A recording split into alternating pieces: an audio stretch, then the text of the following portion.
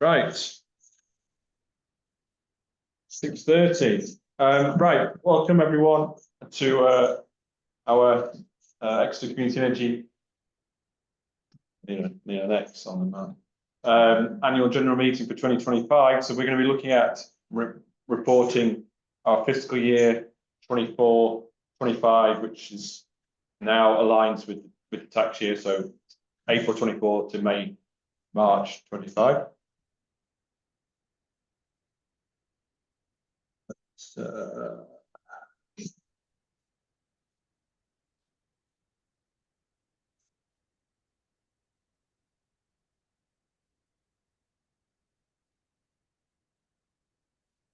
Right, so we have got an agenda. So we'll do a quick welcome, which is this is kind of the welcome. Got the taking of the attendance to make sure that we're quorate, and then we've got information regarding voting procedures. And I guess the first thing is to agree the 2024 minutes of the AGM of 2024 last year. So we have 20 members. At least 20 members registered now. Is that correct? Right. So from a voting procedure, one member, one vote. Anything else we need a first proposer and a seconder? Anything like that? Do we need to worry about that? And there will be voting on Zoom. And, oh yes, so we'll need so we haven't so it's voting on Zoom. We need the members on Zoom. Yeah, we need the members on Zoom to vote on the point. So how are we going to think that one? Have you got the buttons? You're going to launch a poll. Brilliant. So we're going to do that through launching a poll on each of the questions. So we're going to look at the minutes from last year. Then we've got a presentation of our report for the year, April 24 to March 25. We're going to go through our solar sites, the community fund, the charity transition, and then the finances. And then after that, we'll then vote on those topics around the interest rate, approve the accounts, auditing, community fund value, and appointment of new directors. And then we have an opportunity after that to cover any other business and have more of a discussion. I guess I am expecting some discussion around the charity transition. We're going to try and keep it try and get it like almost like one slide per topic to try and keep a pace going through the meeting, about 5 minutes per topic. But I understand there'll be some discussion around, or at least some probably some questions around the charity transition before we go into the finance and then into the voting. But we can also, so that's the plan. Okay. Right, we got AGM. The minutes from 2024. They were shared with everyone who registered, or it was shared with all of our members as part of the invite, right? Most recently. Are we happy that they are true and fair reflection of the meeting last year? Were we able to vote? Are we voting that one? Yeah. Yes. Yes, we should be. Yeah, we should be voting. Are we ready to launch a poll, Andy? Yeah, just giving people a little bit of time to absorb, and if there's any. Yes, we haven't recapped or anything. We can. You just need someone to propose and accept it. And second. Right. Okay. Would anybody like to propose? Accept as Jeff. Anybody like to second? Thank you. Right. Members to vote on that. Are we ready? Yes. And there's nothing come through from Zoom or any questions? And it's just put it up. Oh, there we go. And I've only got one vote, of course, when there's two of us. Okay. Well, let us, we'll note that down. You want So, to? both of us are in favour of the, Right, super. Will you I- please type it in the chat, the second vote? did you ask me something? I couldn't hear it. I was saying maybe type it in the chat on Zoom for the second vote. I don't, That's okay. We can manage. Who is this? Sorry, this is Erica, Erica. Erica Eden, and we're both on the same call. Oh, okay. We don't have the facility to do two No, in that's different yeah. places. No, that's okay. That's okay. It's Erica and Roy, Roy. Lovely. Thank you. Right, we need to take hands in here, don't we? Yeah. Can I just? Yes, sorry, yeah, absolutely. You I could. wasn't present at the meeting, so in effect, I'm not really qualified to vote either way, if I don't put my hand up, wasn't it? Yeah, I mean, that's fine. Yeah, So all in favour? all in favour? All right, that's, my mic. 10, 12 in the room. Lovely, thank you ever so much. Dan online? No? Right. Right, so then we'll go through do the presentation of the annual report.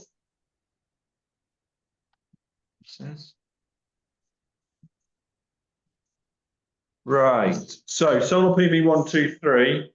Just kind of a recap of the existing sites that we have and have had since the organisation, well, the original sites that we then built on whilst the ECO has been established, and a summary of the size of those sites, number of panels, and those different locations. So yeah, we're looking at 12 systems on 10 different sites. And that's mainly because we have a couple of installations on the same site, particularly at the library and at Shillingford. And we have a combined peak generation of 438 kilowatts, which is equivalent to around about 1,654 solar panels on roofs, on buildings in Exeter and the local area. So thank you for that. I'm just ready to, you just arrived right at the right time, Dan. Straight up here. Come on, straight on up here. I've just introduced the 12 sites. Do you want to stand on that side there? On that, just there. Here. There we go. Right, and then you've got your slide here on the values. Yeah, just to say, I mean, Introduce yourself. I'm Dan Gray. I'm the new operations and maintenance coordinator, which is a paid or part-time paid role within the community organisation. So I'm on a contract to actually provide services and looking after making sure the panels are still producing the electricity they should. As you can see, generation was down a fair chunk on the previous year, but the previous year was anomalously sunny. It was about 10% sunnier than average.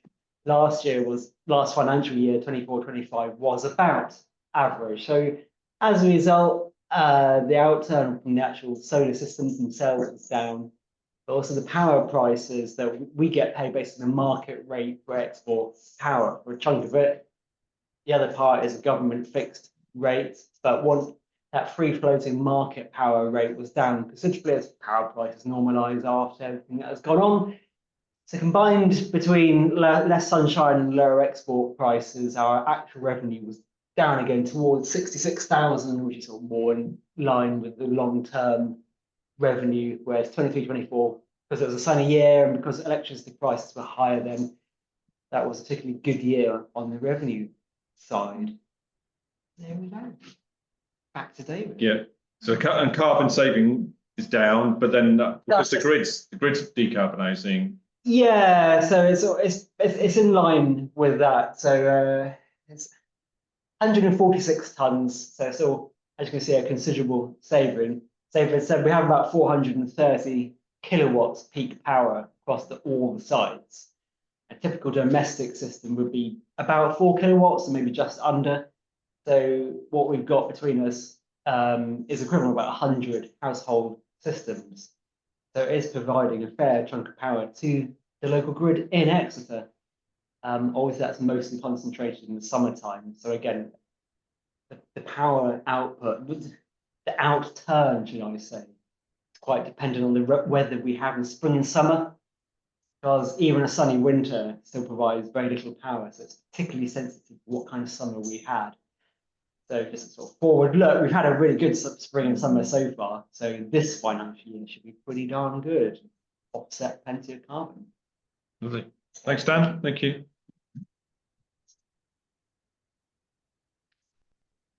Sorry, are you taking questions? Oh yeah, we can. Yeah, absolutely. We can take the questions. I'm just Sure. interested to know, of the total kilowatt hours, how much of that is used locally and how much is exported?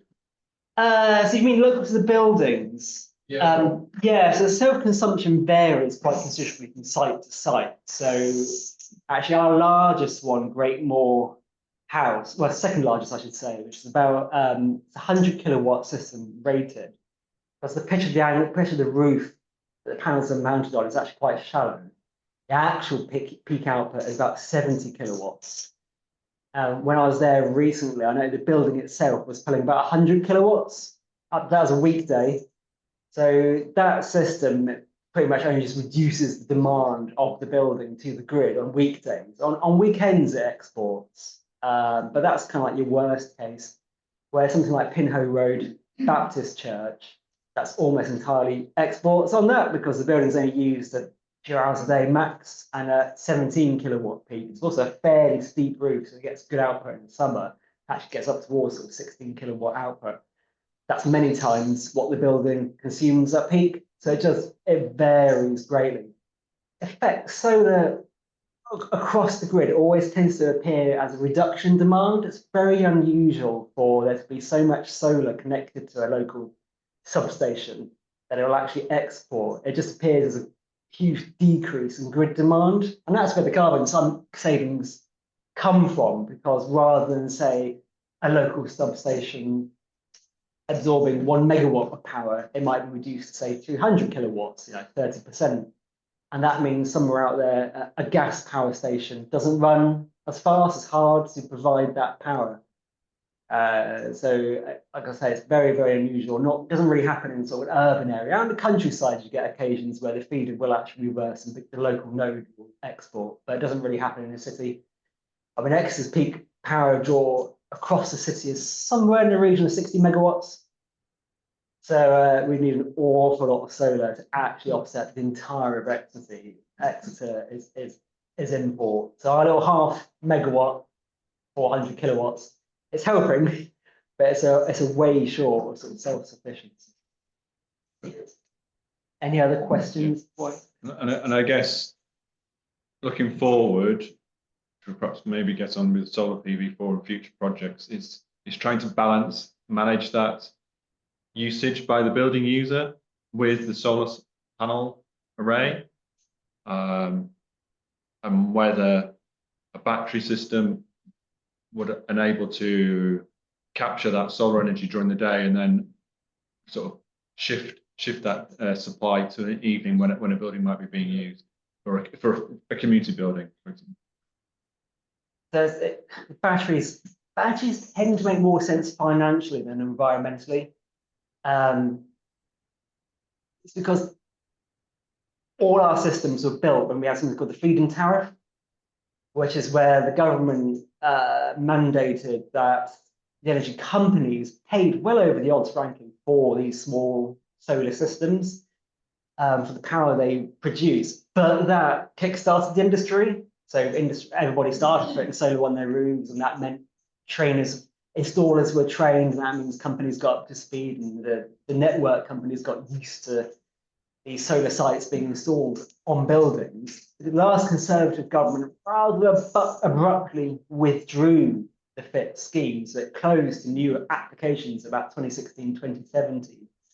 But that's kind of because it was almost too successful. The uptake was a lot higher than people expected. And it was beginning to sort of lift everybody's bills. There was a balance to be struck between the sort of environmental benefits, but also the rising cost and bills, because it all comes back to the bill payer eventually. But as a result, it meant that until 3 or 4 years ago, when Russia started, reducing the gas supplies and all the disruption after the invasion of Ukraine, kind of meant it was about a 5-year period or so where it wasn't really economic to do solar because the cost of the panels and the installation was so high. It didn't really make it back on what prices were. And now prices have sort of stopped at a new normal, which is about double what they were before COVID and then Ukraine invasion of Ukraine. So it's pure economics. As the price of solar has come down dramatically, the prices and the labour now, the expertise to install rather than the equipment. But solar is kind of coming back viable on its own terms. But generally speaking, if you keep your system down to the size that matches what the building uses, that's the most economically, that's the best economically, because again, the export price is around about 1/3 of what you can get from offsetting the consumption. So typically a business user will pay about 25 pence per kilowatt hour, and the export price is about 7 pence per kilowatt hour. So if you can offset that 25p per kilowatt hour with solar, that's very successful. But if you have so much you're exporting, you're only getting 7 pence per kilowatt hour. What battery does is keeps that power on site, offset that 25 pence per kilowatt hour, say overnight. It's economically beneficial.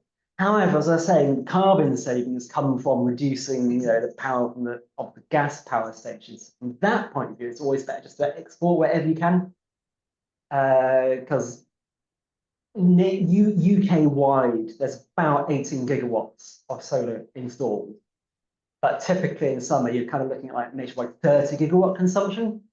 So it would be quite nice if UK PLC kind of thing was self-sufficient in solar through the summer. We need like 4 or 5 times as much solar power as we have now to achieve that. Government's working on that. We'll come to all that in the policy. Oh, sorry, yeah, but we've got a way to go. Yeah, so there's always a question between balancing the sort of economic viability and what you want to do with the carbon savings. There's always a choice to be made there, generally. Thanks, Dan.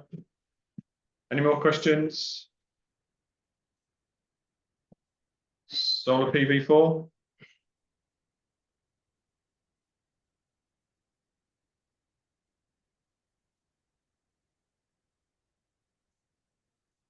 Hello, I'm Andy Extance. I'm a director of Exeter Community Energy. Have been for probably about 7 or 8 years at this stage.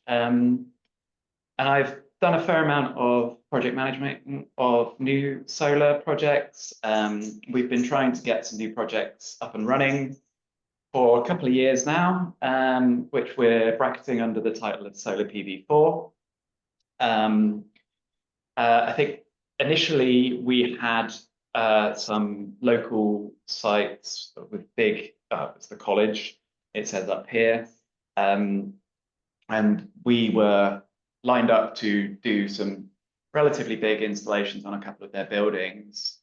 We got some grant funding to pay for a project manager to take that forward, and got some way down the line to hear that they wanted to do some work on the roof that was the best one to proceed with. There are various other issues with the other roofs that we were working on.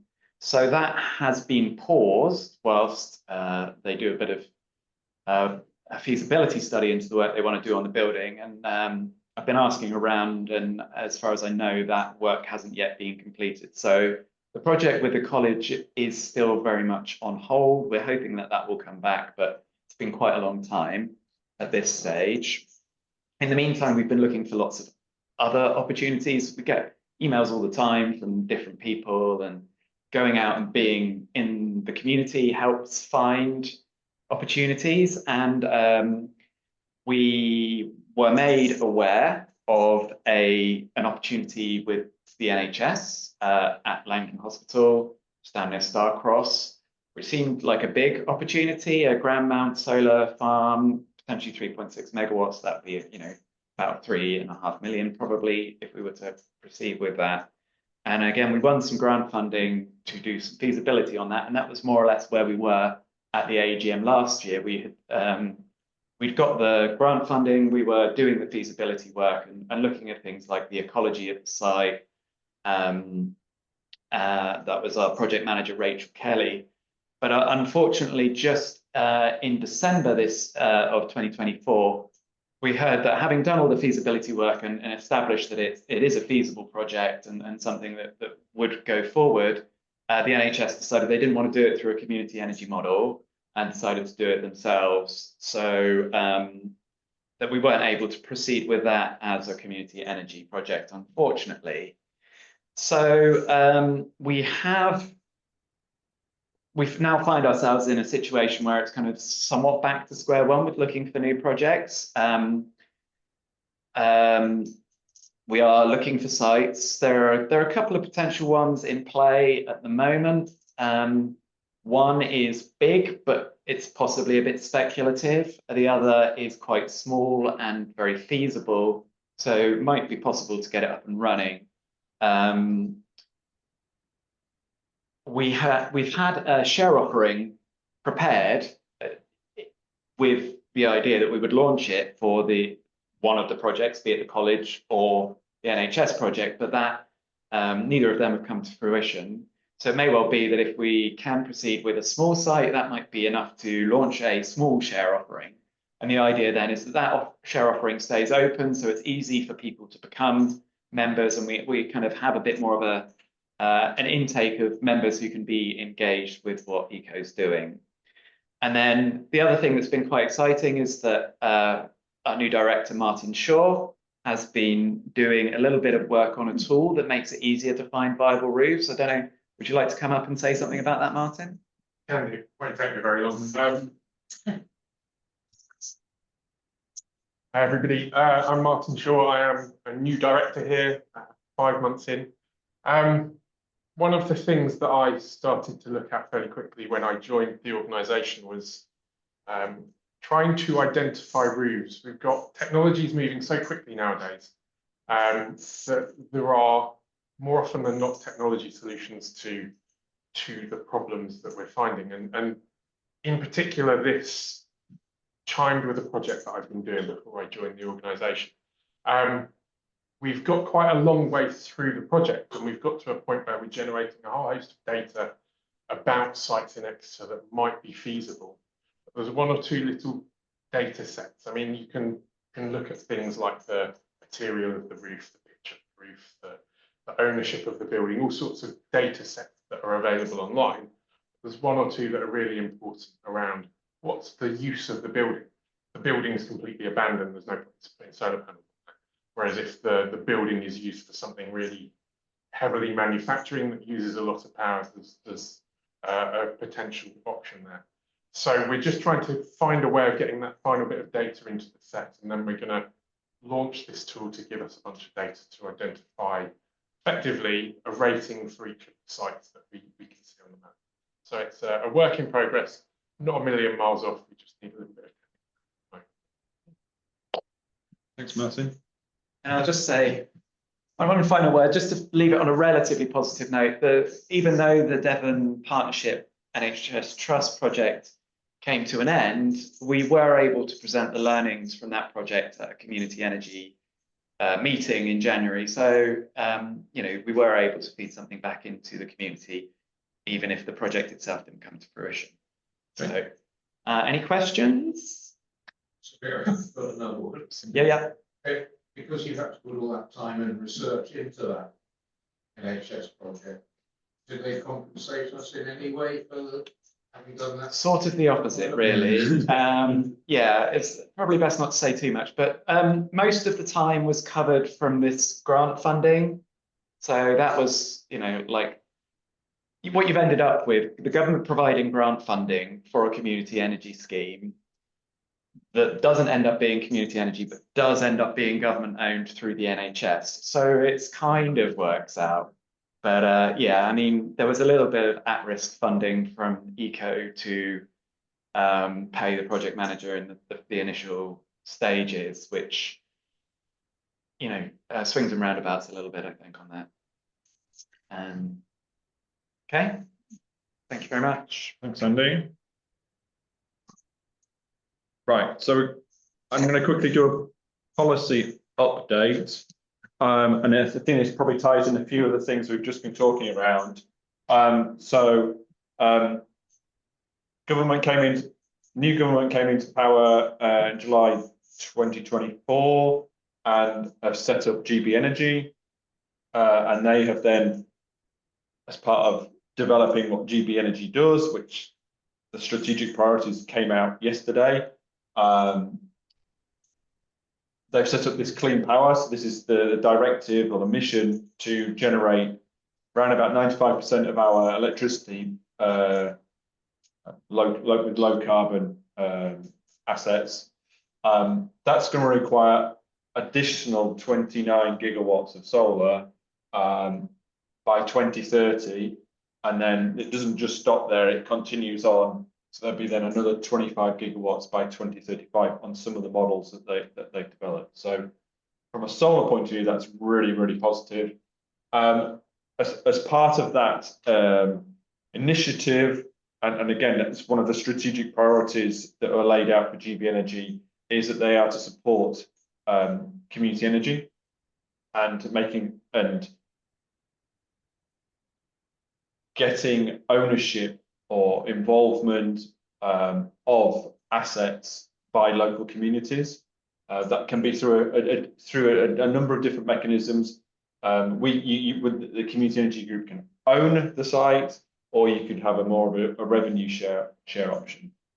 But at least that money is then, and that knowledge is kept in the local community and supports local community and funds similar to what we already existingly do.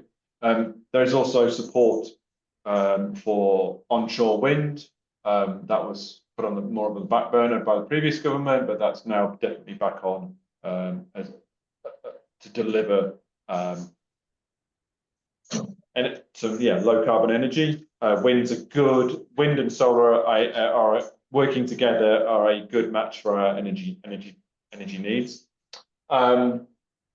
And then the local power through that, there's this local power plan. So there's funding for NHS sites, 100 million, 80 million for schools, and then there's 5 million to build the Community Energy Fund.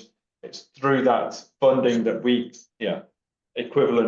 got funding to look at the feasibility of the NHS site, but it could be likely that the NHS site have got access to the 100 million to put the solar in at their site on their own. So yeah, as Andy says, we've done some of the groundwork, exploring if it's feasible for community energy, but ultimately the funding has stayed within the government to be able to help the hospital. The government have recently released a solar roadmap 2025 and an onshore wind task force strategy that's come out very, very recently. Again, policy documents around driving the uptake of solar and onshore wind, identifying the blockers, what they're going to do to unblock that. Last year we talked about the regional energy strategic plan. So this is organisations in the southwest getting together, trying to understand the energy needs of the southwest. It's still in progress, but work is ongoing to develop that, and that would then be specific. That would be then applicable to the southwest and our energy needs in the southwest. What our resources potentially are, what our demands are and needs are, and trying to get a top down and a bottom up plan of how we're going to solve all of that. There's ongoing work to amend requirements on the supply side and the distribution of power.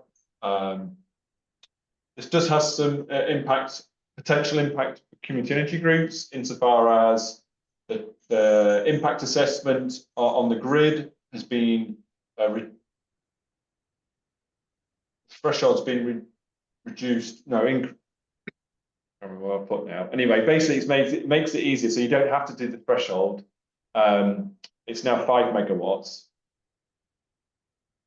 It should be 5 megawatts. So previously, if it was a 1 megawatt site, you have to do lots of checks with the electricity distribution organisation to check whether that 1 megawatt site would work. Now that's a 5 megawatt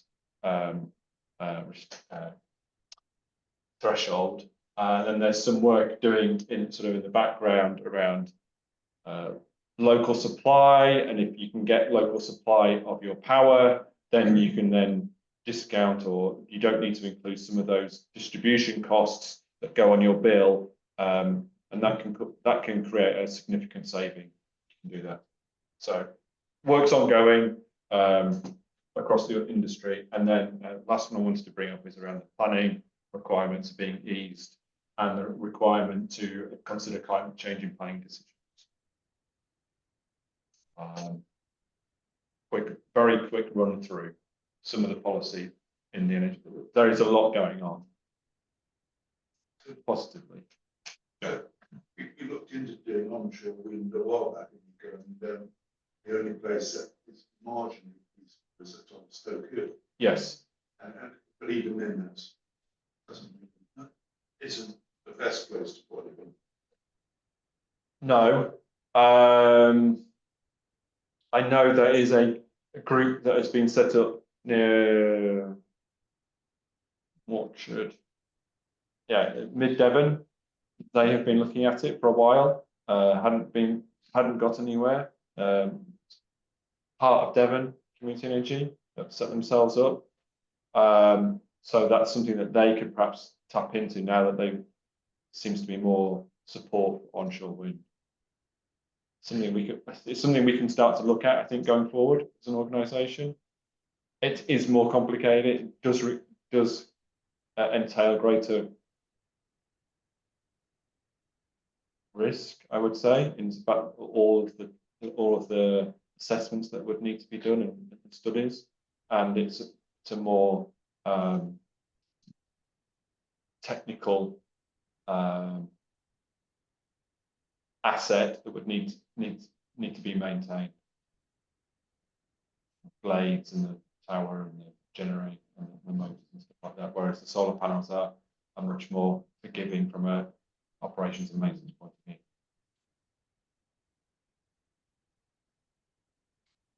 Happy with that? Yeah. Good. Right. Community fund. All right, yeah, that's Andy, me. are you again? It's fine. That.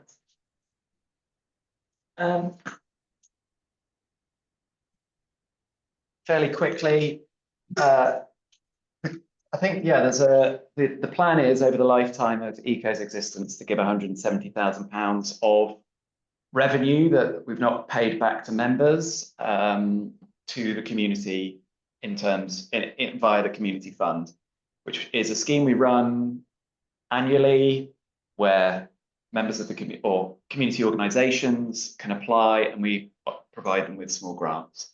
And typically we've given in the region of about £5,000 a year. We're up to about £41,000 having been given so far. And for me, it's definitely one of the most rewarding parts of being in ECO is seeing all the amazing projects that we can support. I mean, it's great to know that we're helping out the Phoenix, but in particular, some of the ones about helping with cookery lessons. That was one of the ones that I think we funded last year. And helping nurseries actually be able to operate because they're warm enough, providing them with an air source heat pump. I find that really rewarding. So this is really where I get a lot of my joy in Exeter Community Energy from. So next slide, please. So yeah, this is this year's or the most recent year's successful recipients. We have the community units. Community Use Building Honiton had already won some grant funding to completely decarbonise their building, but they needed a little bit of an extra match funding. So what we provided them there it was just over 1,500, and that helped change some of the building structure to fit the facilities that they were installing. Yeah, being able to help St Tidwell's Community Centre, I think, I find that really rewarding. They've put some air source heat pumps in their new bakery. It used to be the Halfords on Sidwell Street. Yeah, I'm really pleased to be able to help them, and they're all done, installed, completed. The other two are projects. The Oak Room hasn't gone forward because it isn't providing the services that it intended to the community. So we probably need to decide what to do with that £1,800, whether to award it to one of last year's unsuccessful applicants or take it forward. And I don't believe that People's Parkfield have installed their tankless water heaters yet, but we will follow up and see what the status is there. But we have this year been lucky enough to have a volunteer to step forward to help run the community fund, which is Sarah Albury out wave. For those of you who are here in the room, you can see her just there. So perhaps next year she'll be stood up giving this part of the discussion. But yeah, so we're looking to launch the fund again to new applicants later this year. And we will presumably be giving a similar amount of money away. Okay, any questions? Okay, great, thank you. Thanks, Andy. Right. Charity transition.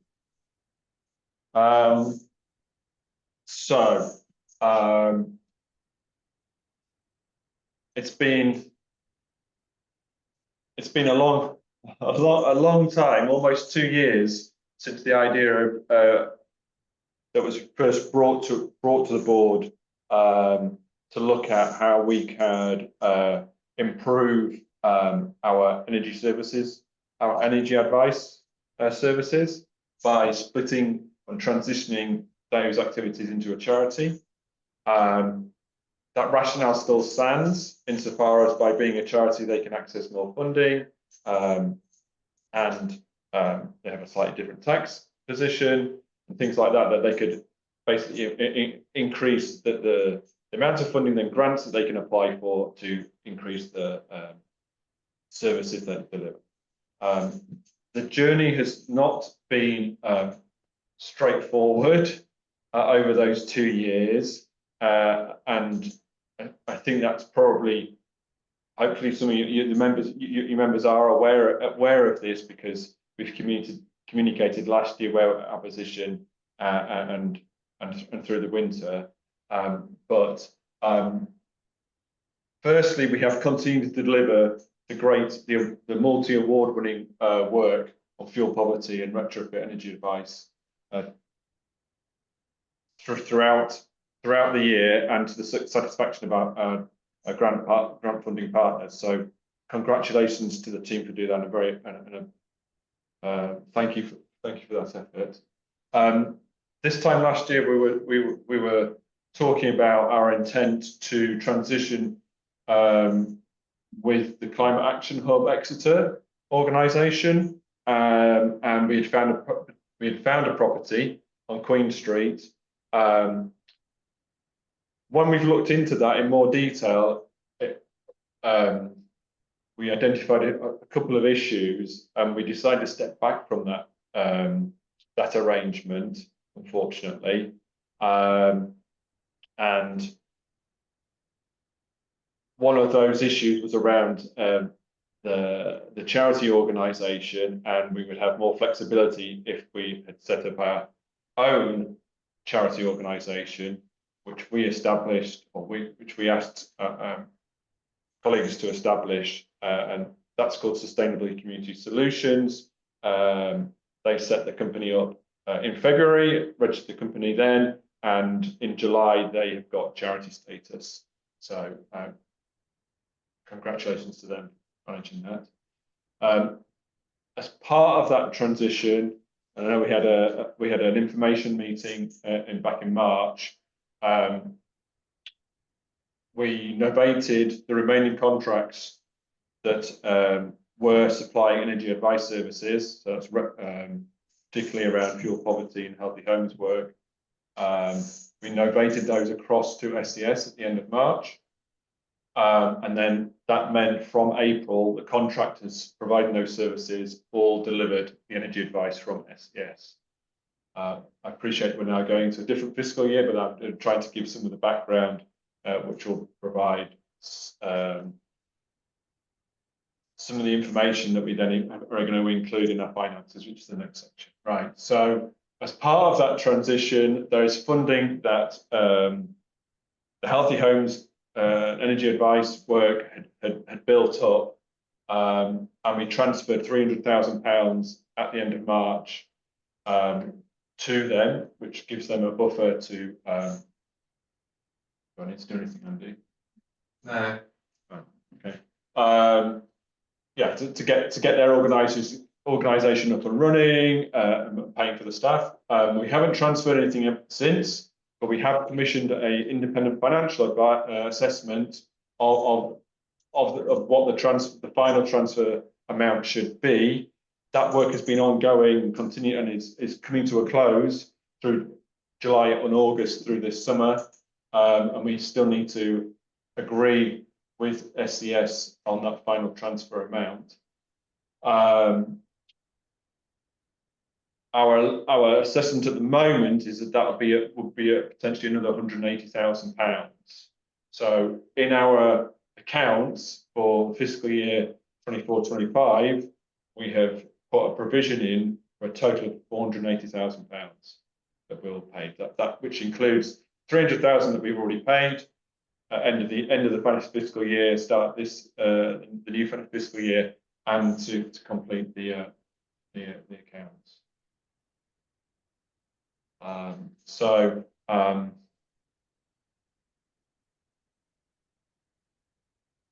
Yeah, I guess I want to take this up. I just want to take this opportunity to thank all of the contractors that have worked on that energy advice, the multi-award-winning energy advice work, and delivered the fuel poverty, the really important fuel poverty work into Exeter and local areas that they serve.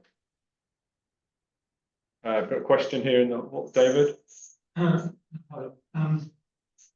Can you just explain how the numbers that you've mentioned, transfer numbers, relate to the grant, grant, which was received?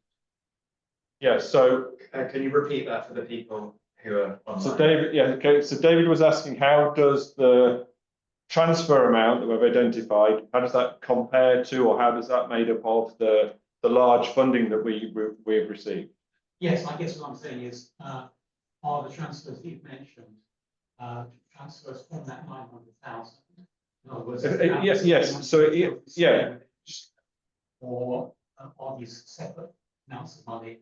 And is the charity, in addition to those transfers, also in receipt of the 900,000? So so the 900,000 is the total value of that contract over the 2 years. By novating the contract across, they have got their proportion of that contract that from when we signed it across.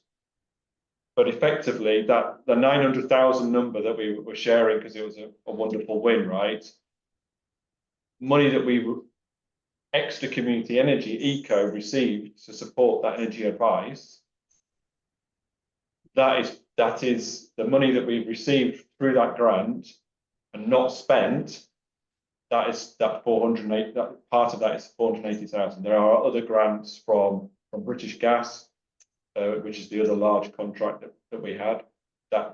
So the monies that we have come through those grants for Healthy Homes, and associated with the Healthy Homes work and the energy advice work, that has all been sort of, that's part of the independent financial assessment, to put effectively like a ring around that's Healthy Homes work, income and expenditure.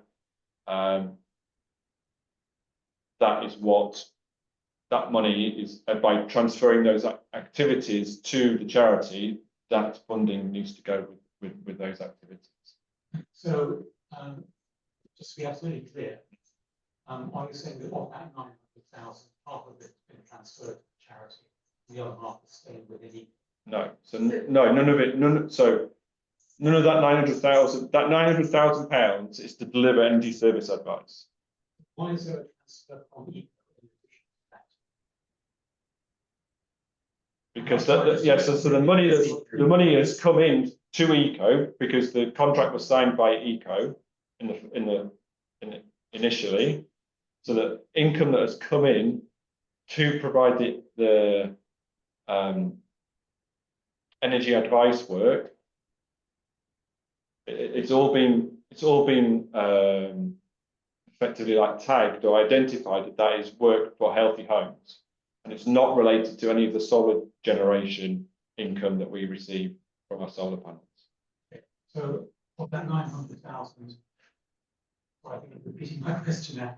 Of that 900,000, has half effectively now gone to charity, and the other half is sort of waiting for the next? So we will have spent, activities will have taken place in the first year of that contract. So income would have come in and we'd have spent it. But I think by having £480,000 to transfer, we probably haven't spent that proportion of that £900,000, should we say. So some of that money, some of the 900 was spent before the charity. Yes, correct. Ah, right. So 900,000 is over multiple years. So we'll have only have got a proportion of that anyway. And then that money's come in to supply those energy advice services, and we'll have had to pay all of the contractors out of that and our usual ongoings. So why is the independent? To just verify that that we are happy that £480,000 is the right value, and SCS, who will receive it in receipt of the money, they are happy that 480,000 is the right number.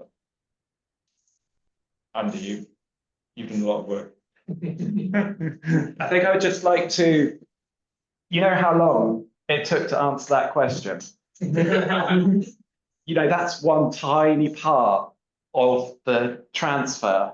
You know, imagine every single question that has been asked during trying to transfer these activities to another organisation taking that long, if not longer, to answer. That's, you know, why we need some extra help to try and figure this out. As a bunch of volunteers, mostly volunteers, trying to figure this out, it's been a massive amount of work.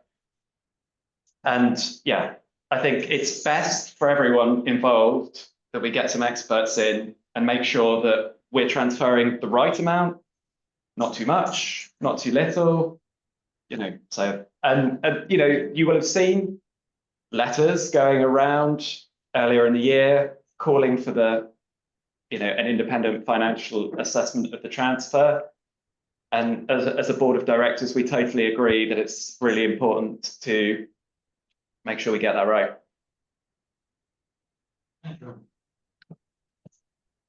So I mean, the whole, I guess, a lot of we were never set up. I guess ECO was never set up originally to have the different streams of work coming in.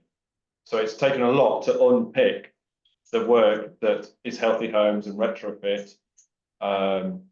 There are overheads that is like, well, how much does ECO? When I say solar, how much of it is that owned by the solar panel generation, and how much is that from the healthy home? So that's a lot of the deliberation and the help that we're getting from the financial assessment to help kind of divide that up and to try and get to a appropriate transfer value.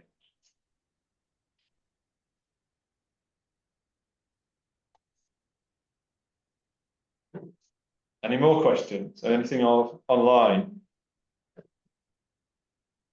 I always like the Brexit analogy, that it's like trying to take the egg out of the cake.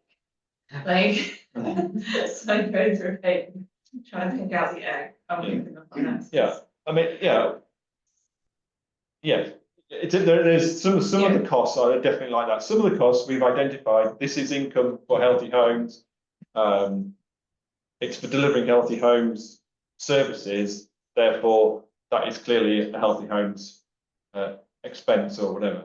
And the same can be said for the solar things. The solar panels, we know roughly, we know what their expenses are. We can identify those as solar panels. But unpicking it all has taken a lot of time and a lot of effort, as Andy says. A lot of Andy's effort. So thanks to Andy for his time on that. Any? Right, oh yeah, green box. Green box. So this is what we've been kind of setting ourselves up for. So eco as it is going to continue and remain. We still have the solar panel assets on the rooftops across Exeter and the local area.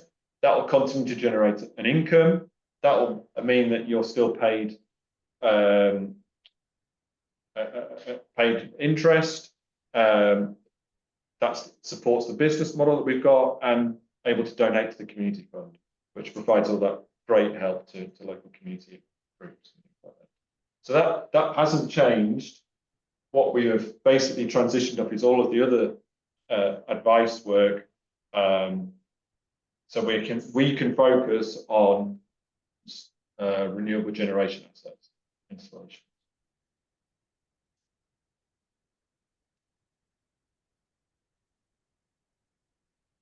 Right. If there's no questions, we move on.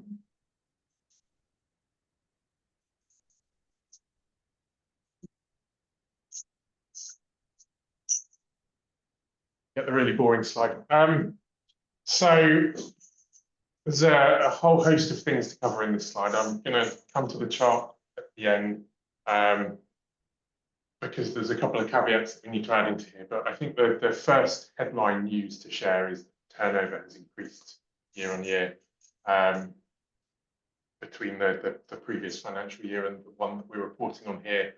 Dan made the point earlier that it wasn't a particularly sunny year, so it has increased. It's not increased by those, but turnover has increased nonetheless. There have been a couple of significant financial activities that we need to call out. David's already spoken about the transfer to the charity. The 300,000 was the lump sum that was transferred in order to allow that organisation to start. There's a provision for up to 180,000 more. The independent financial analysis was to help us understand how much of that is actually going to end up being transferred. We'll have a better idea, but that leads into the subsequent financial year. This slide covers an awful lot of what happens after the end of the financial year. This AGM is technically reflecting, but it's important that you guys are aware of what's going on. So this is as much about giving you the information as anything else. So the other significant activities, we made some overpayments on over loan repayments in the year, 93,100. Those allow us to manage our financial outgoings. So our interest payments on loans are lower as a result of paying off capital loans effectively. So our finance costs for the next financial year will be lower as a result of making that decision. We did in year have higher than expected share capital repayments. Balance out over time, I have absolutely no doubt, but as people move on, sadly pass away, various things might happen and that money might need to be organisation. So that was slightly higher than forecast. So let's come to the chart. It's worth noting, and it's a caveat that I meant to put on the chart and then put around to, but this is only the cash account. So you will notice that it's now slightly above the 200,000 line. If you took 180,000 off here, there wouldn't be an awful lot left. But there is a separate account that's got £82,000 worth of savings that isn't represented on the chart. So add 82,000 onto the bottom. the chart is really there just to make the point, while the financial year ended here, we had probably close to the big drop. The big drop is the 300,000. That's the payment that we made to SCS. Everything else has broadly stayed the same. There's a couple of step changes in here where we've made interest payments or we've received income from generation. But for the most part, it's stayed fairly stable. The reason that I've included this chart here is to make the point that just because there's been a big drop, the gradient of the line is still increasing, flat to increasing, which means that there's still a viable income stream, there's still profit being made by this organisation to pay interest and to pay for the communities. So finally, then I'll come on to the audit section. Traditionally, because of the type of organisation ECO is, we are exempt from doing formal financial audits. And historically, as an organisation in the AGMs, we've always voted to not carry out that formal audit of the accounts. The accounts are prepared perfectly legitimately with accounting companies, so it's not there's no risk associated with that. So there will be a vote. We're doing it in the voting section, are we, or do you want me to propose it now? No, there's a vote in the voting section. There's a vote in the voting section, which will come next about whether or not we carry a formal audit process out. Any other business? In any other business, we will be talking about proposal for members to informally audit. So even if we don't formally audit the accounts through one of the large audit firms, we'll still have a transparency advice. Do your own audit. That's the proposal. But we'll cover that in any other business. Income. 5 minutes. Are there any questions? Yeah, that's the only one who has. No, wasn't me anyway. Right. Any finance questions? That's a relief. I'm not a Hang on, maybe there's someone. Maybe there's someone online. Any Zoom questions? Oh, Ananda has a question for the people in the room, which is that, is it okay if we take photos to share online? Are you guys happy? Great, Yes. thank you. right. Let's move on to the fun part of the evening. So we got the voting. So I get the first. I'm going to sit down and do this, I think. So the first of the 5 elements we need to vote on is the recommendation, the director's recommendation to pay shareholder interest at 5% for the year ending the 31st of March 2025. It should be our my editing skills have deserted me. The check, the copy and paste from previous years got through. So it is for up till March 2025. 5% is typically what we have historically paid interest at. Need a proposer, a seconder, and then a vote. Second, lovely, and a vote. Andy, you were able to get the. There we go. Look at that. Oh, you got the right dates as well, and we need a in-room show of hands. 1, 2, 3, 4, 5, 6, 7, 8, 9, 10, 11, 12, 13, 14, 15. Is that right? 15. The ayes have it. Right. 7 online. 7 online. 8. 8 with the extra one. Yes. Well done. Thank you for that. Approve the accounts for year ending 31st of March 2025.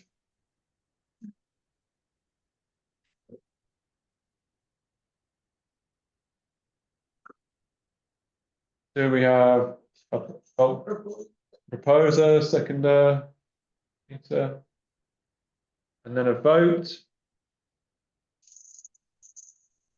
1, 2, 3, 4, 6, 7, 8. 13, 14. And 8 online. 8 online. Ah.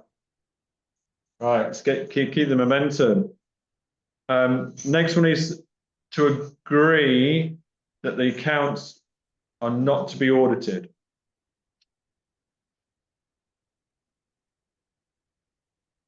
So again, this is what we have done in previous years. We've agreed not to audit the accounts. Praise it. Martin's a pros, Anand's second. In a vote, Andy, got it going, poll. 1, 2, 3, 4, 5, 6, 7, 8, 9, 10. It's everyone in here 15. Just count the people that don't. Right. There's one person who's been voting online who hasn't voted on this yet, but give them a couple more seconds. Okay, I guess there might be someone abstaining. Abstaining, okay. So that's 7. 7. Well, no, I think they're saying there's 7. Right. Fourth one is the approved director's recommendation to pay £5,000 from the solar PV surplus.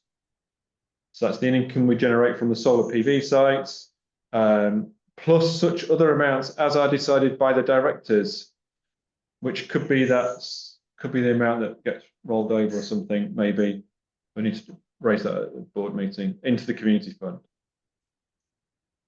So do I have a proposer seconder for the £5,000 for community fund? And Andy. I'll second it. Okay. Vote in the room and online. That's Andy. 15. 15 in the room. And 8 online. Super lovely. Right. And now we get the even funner part of the evening. We have 3 new directors who have joined the board of Exeter Community Energy. You've met Martin.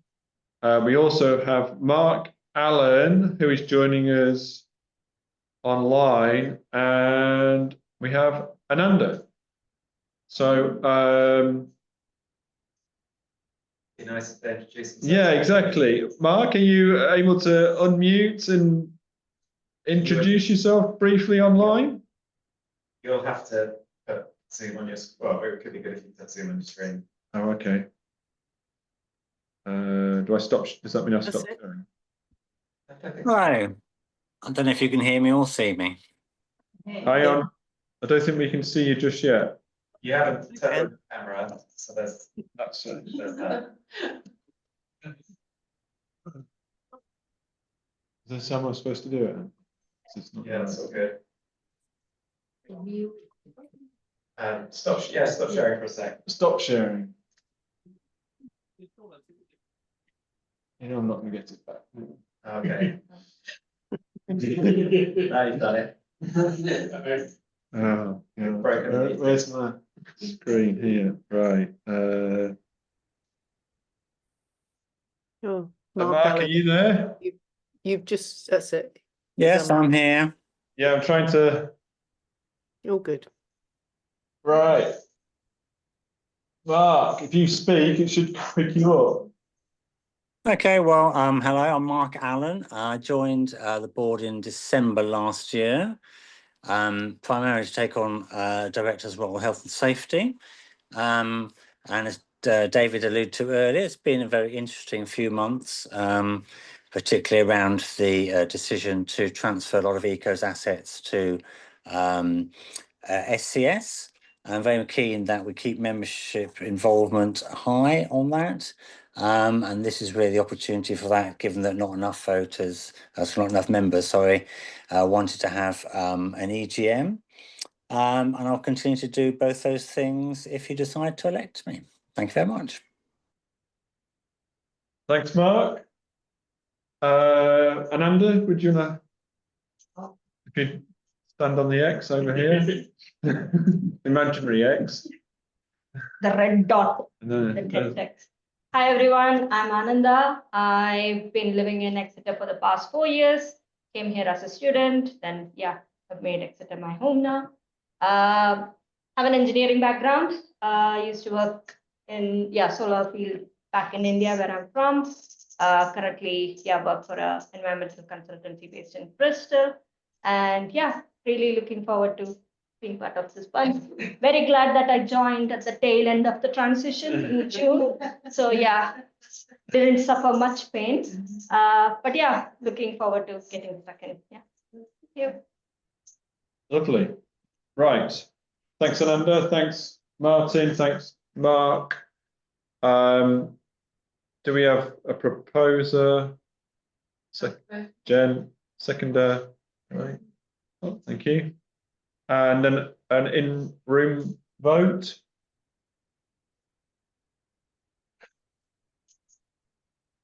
You're not voting for yourself? Oh, okay, great. You're voting for the other directors.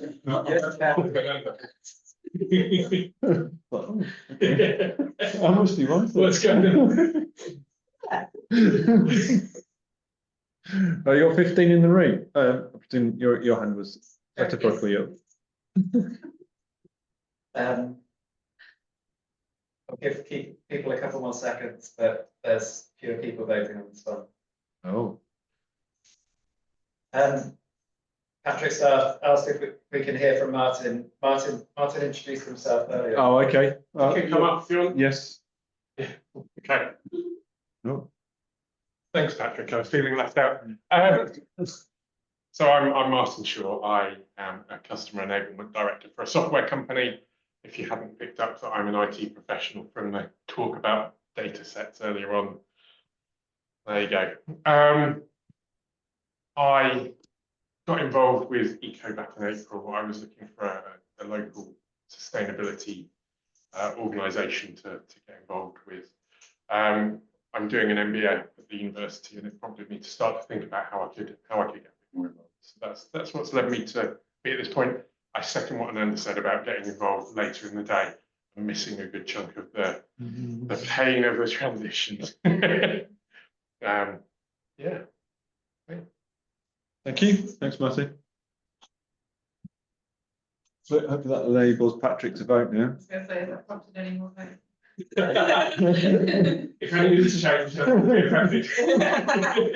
Hold on. Where are we? Okay, no, it's stuck. All right. So what? Someone's key stuck? I think we got 6. 6 or Probably 7.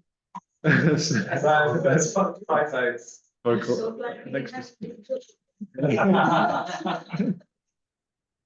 Okay, lovely. Thank you ever so much for that, everybody.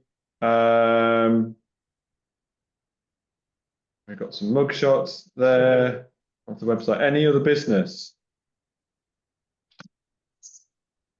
So I think any other business that we the board have raised that was around offering this opportunity to do an informal audit of our accounts. So it's kind of any of our members feel that they would like to informally audit our accounts going forward? Or is there a discussion to be had around that, or is there feel that there is a need to that?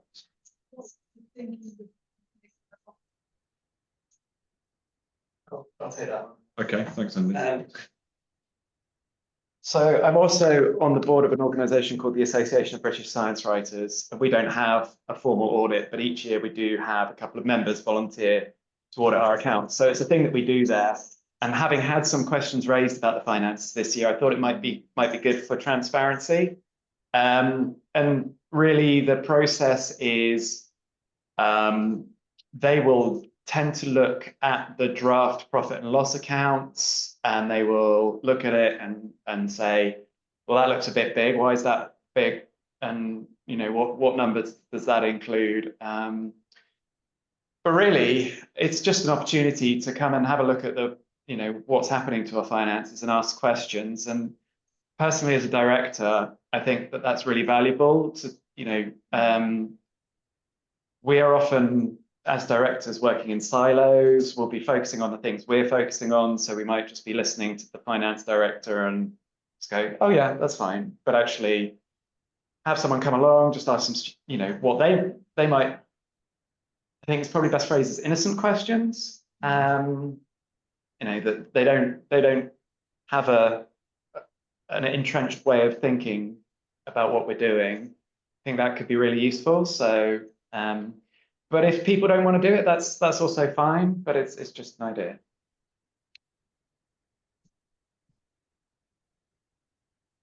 So I guess the discussion is does that, from how Andy's stated that, is that something of interest to the members who are here or online?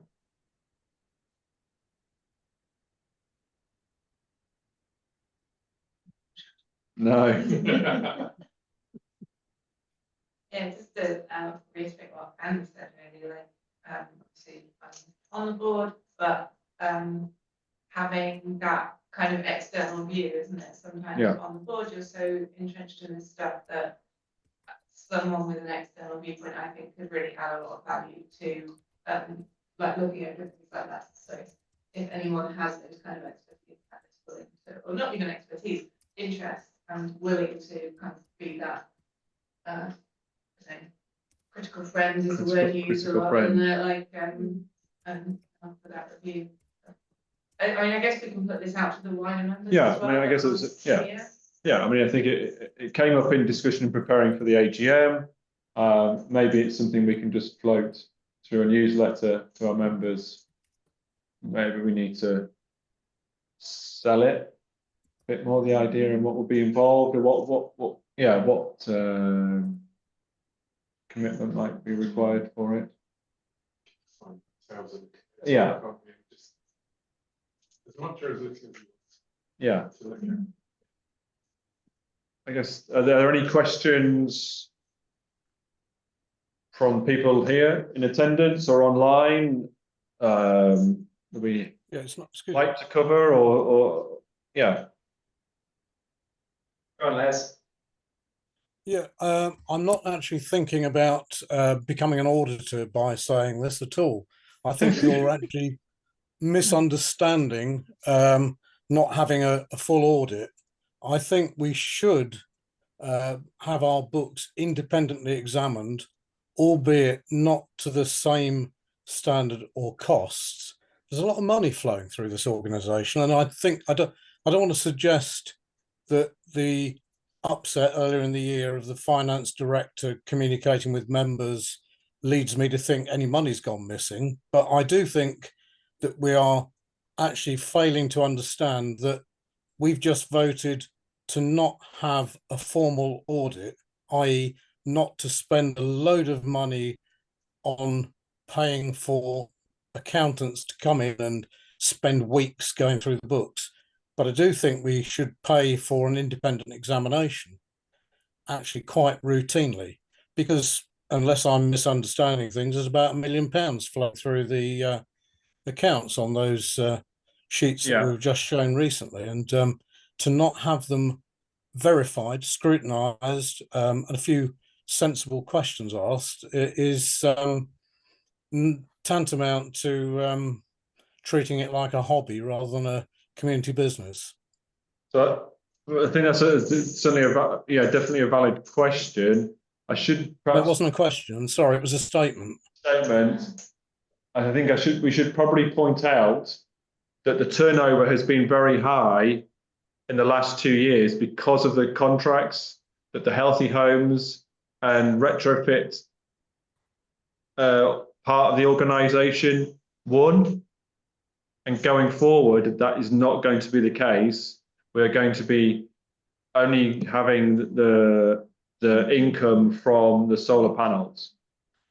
Right. So our turnover is going to substantially drop from 1 million to less than 100,000. Can say exactly the same and then make the point, but it doesn't discount what there's a second. But it does no. Also, why we have the independent assessment. Yeah, so that's Ananda's saying there that for those concerns that you've raised, Les, that was in the back of our mind for the independent financial assessment that we've done to support understanding that transfer amount, and stuff being coded properly, a level of assurance of the transactions that have gone through the system. Yeah.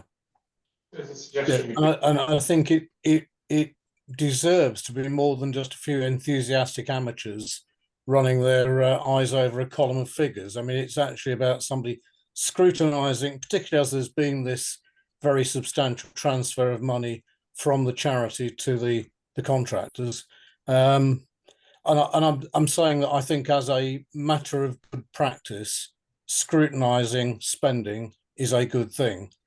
Yeah. Maintaining that to a reasonable level so that you don't start spending ridiculously large sums of money keeping big accountancy practice in business is another thing altogether.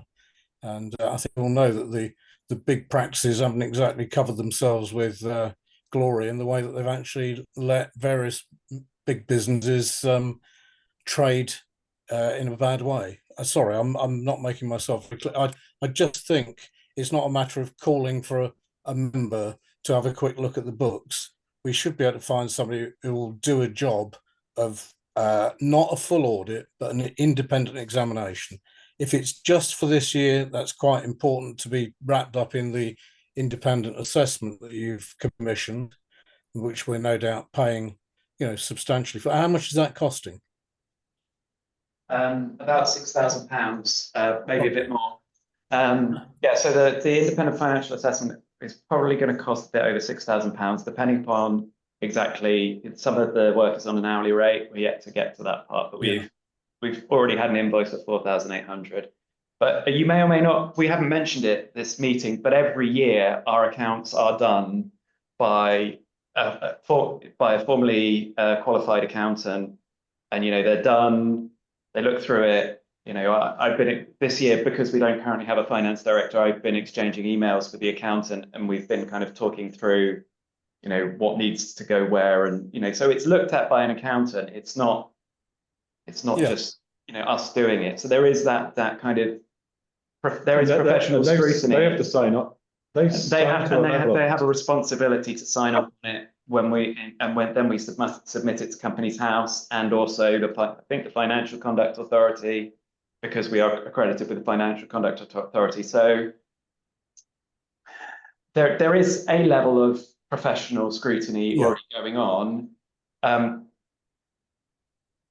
But I'm generally with you that more eyes are good, but the more professional eyes there are, the more expensive as well.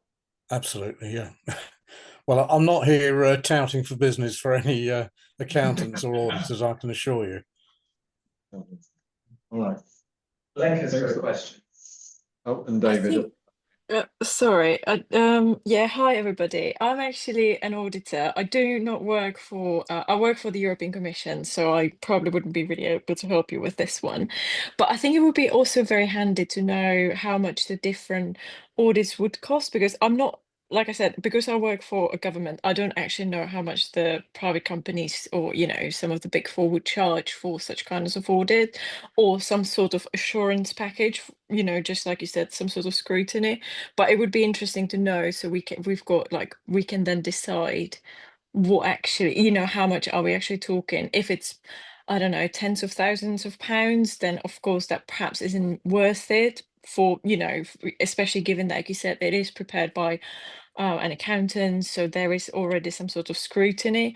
But if it's not that much, then perhaps that would be a good idea to have that accountability and that level of assurance for the members. I think we can take that as an action. Thanks, Lenka. David? Martin's pointed out that our income has dropped by 90% as a result of the divestment of charity. To what extent does that affect the value of the shares held by members? It doesn't. So Sorry, can you just repeat this for the people online because I couldn't quite hear so it? it's a question regarding the reduction in revenue from the £1 million down to about £100,000 and how that might affect the share value. And I would say it shouldn't affect the share value.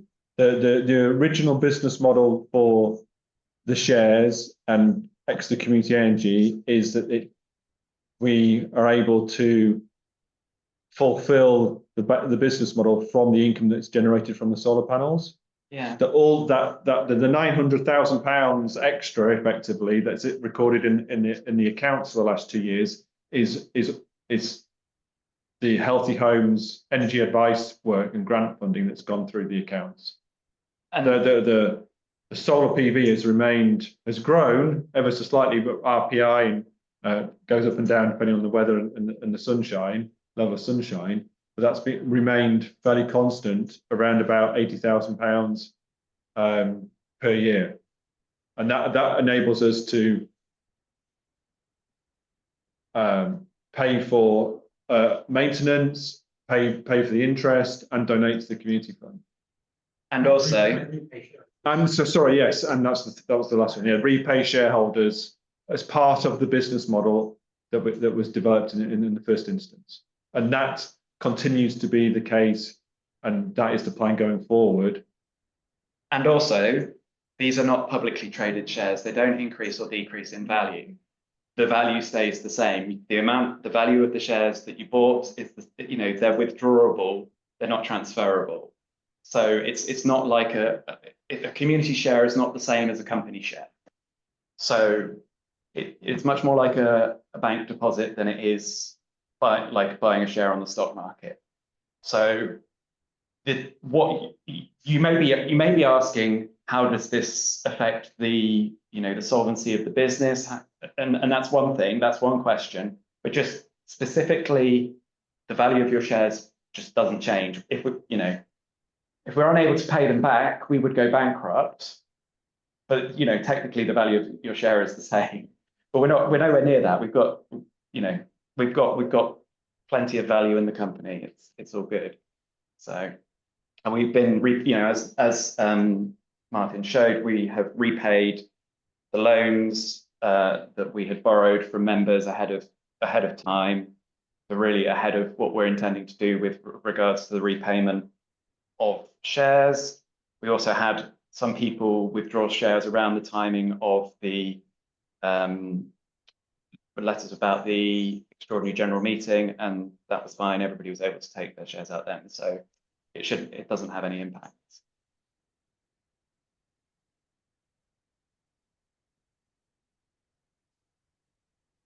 All right. Any other questions?